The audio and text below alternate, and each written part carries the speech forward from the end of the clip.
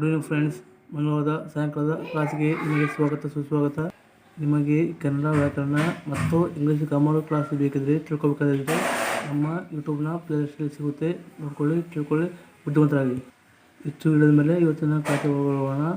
ಈಗ ನಾನು ದಿನಾಲೂ ಉಪಯೋಗಿಸುವ ಶಬ್ದಗಳನ್ನ ಇಂಗ್ಲೀಷಲ್ಲಿ ತಿಳಿಯೋಣ ಮತ್ತು ಅವುಗಳ ಅರ್ಥಗಳನ್ನು ಕೂಡ ತಿಳ್ಕೊಳ್ಳೋಣ.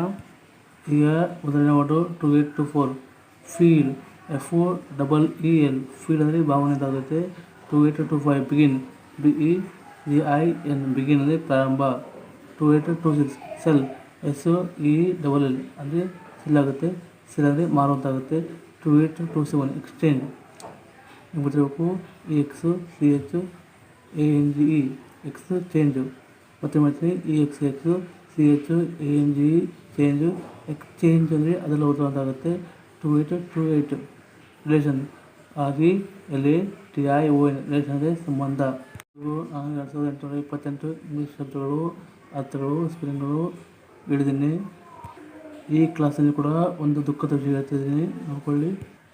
ನನಗೆ ಯೂಟ್ಯೂಬ್ ಹೇಳ್ತಾ ಇದೆ ಇಲ್ಲಿವರೆಗೂ, ಅಂದರೆ ಜನವರಿ 7ರಿಂದ ಜನವರಿ 12ವರೆಗೂ. ಮತ್ತೆ ಹೇಳ್ತೀನಿ, ಜನವರಿ 7ರಿಂದ ಜನವರಿ 12ವರೆಗೂ 63 ಜನ ನೋಡಿದ್ದಾರೆ. ಮತ್ತೆ ನೋಡ್ತಾ ಇದ್ದಾರೆ. ರಿಟರ್ನಿಂಗ್ ವ್ಯೂವರ್ಸಲ್ಲಿ ಮತ್ತೆ ನೋಡಲಿಕ್ಕೆ ನೋಡ್ತಾ ಇದ್ದಾರೆ.